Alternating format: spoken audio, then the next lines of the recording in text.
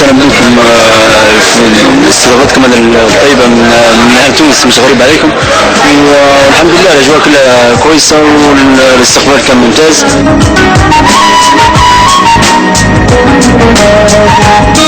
بالنسبة للنادي الأهلي، نادي من أعرق الأندية في ليبيا، متأسس سنة 1947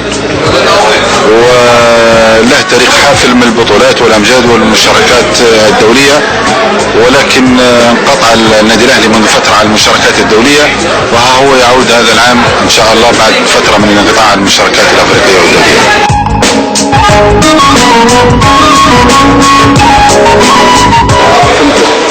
واللي ترفع الرياضيين لان اختصاصي في الابداع باذن الله في برامج ان شاء الله باذن الله هذه كل واحده فيها مجتمع. مرحبا بهم وخيرنا الليبيين هنا في بلدهم الثاني تونس، وهذا من طبيعتنا كتوانسه باش نكرموهم باش نفرحوا بهم. انا بصراحه انا اول مره نسمع حاجه واجب، مع ان القناه التونسيه قناه 7 معروفه، برنامج الاحد الرياضي معروف جدا وعنده شعبيه كبيره في ليبيا، ولكن كلمه جواجم نبي نكتشفها انا بعد البرنامج ان شاء الله. ان شاء الله. لا لو تربحنا مقابلاتنا الجايه ندفع فيها فلوس ان شاء الله.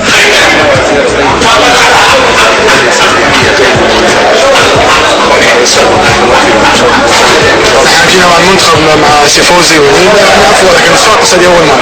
تونس معروفه وتونس الخضراء بلد جميله، بلد سياحيه. هذا كان في ليبيا، يعني نعتبر احنا في ليبيا مش بعد واجد. اليوم كلينا كسكسو. كسكسي بيش بالحوت ولا بالحم؟ كسكسي باللحم. اليوم جمعة نفس الغداء في ليبيا، كسكسي باللحم. I know all teams here in Tunis. I was here also. I was coach for نعرف الأجواء هنا في تونس، ونعرف بصفة خاصة المرسى. عندي أصدقاء اشتغلوا في صفاقس ونذكر منهم خاصة فوبول.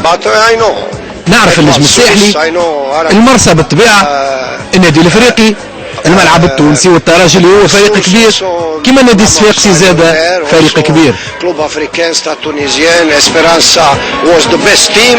Also Sfaxien is really good team.